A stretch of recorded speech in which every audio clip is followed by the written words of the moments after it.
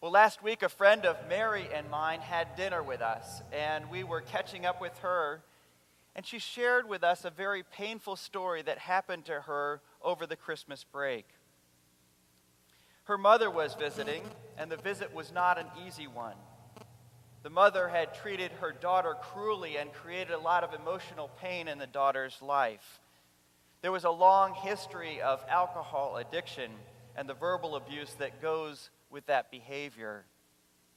Despite the daughter's attempt to move the relationship forward, the mother put barrier after barrier up in order to inhibit that progress and healing.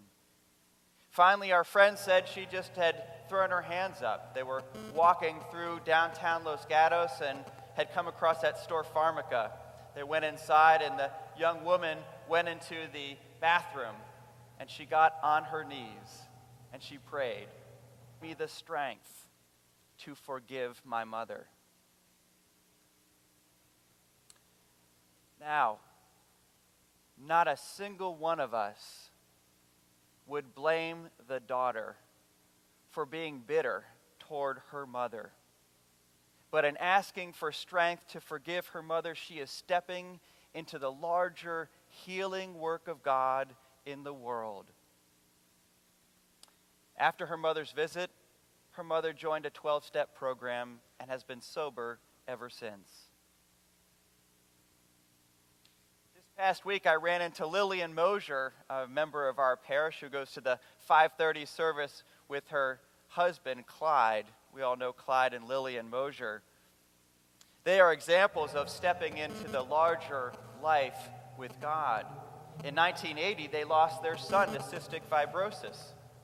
In 1981, they started the Ross Mosier Golf Classic to raise money for cystic fibrosis. To date, they have raised $3 million for awareness and for research towards the healing and one day the eradication of cystic fibrosis from any child's experience. Not one of us would blame them for being bitter at the loss of their son for the rest of their days. But with great vision and great hope, they step into the larger life with God and made Ross's death a motivation to raise awareness and resources for cystic fibrosis. We have many, many opportunities to wrestle with and to practice and to claim the answer to the question, whose are we? To accept God's unconditional love is to surrender to that part of ourselves, that part which seems to hold on to that we are the center of our lives. The younger son and the older son are great examples of what happens when we do that. The younger son, carried away with his heart's desires, finds himself actually in a dangerous situation, hungry and homeless.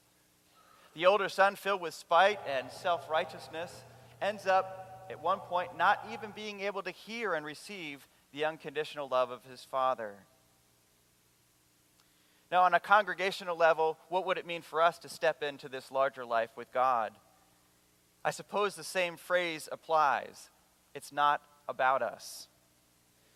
The ideal would be that we would have a balance here at St. Andrews between developing the faith life of our members and be able to express that faith in the world in order to make a difference. Today begins Mission in Action Sunday, where right after this service, we'll host a large event in our hall, and I hope you all be joining us. We'll be inspired and participate in outreach, and actually, by doing so, we'll join every other congregation in Saratoga through what's known as Saratoga Serves, our attempt to make a difference in the Saratoga community. Now, we could say, what's gained from making cat toys and placemats and cards? Those are kind of simple craft things. Well, the first of all is I hope we can be united, no matter what our age is, in making a difference and do this together. The second is that when I was in San Mateo, serving a church there, I came across some research regarding seniors in boarding care facilities and in retirement communities. And that research was this, that 50% of all seniors who are in boarding care facilities and retirement communities never receive one visitor during their entire time. Not one visitor. If you think a card or a placemat doesn't make a difference, you're wrong. Any small gesture of love, our ability to know that they are not forgotten, that they are members, they are cared for, we are praying for them, goes a long way to knowing that they are loved by God. Physical expression, tangible expressions of God's love.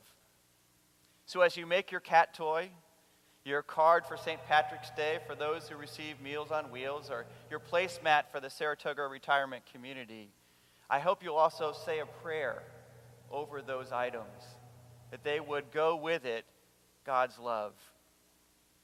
May we together take these small steps to making a larger difference as we step in to the larger work of God in the world.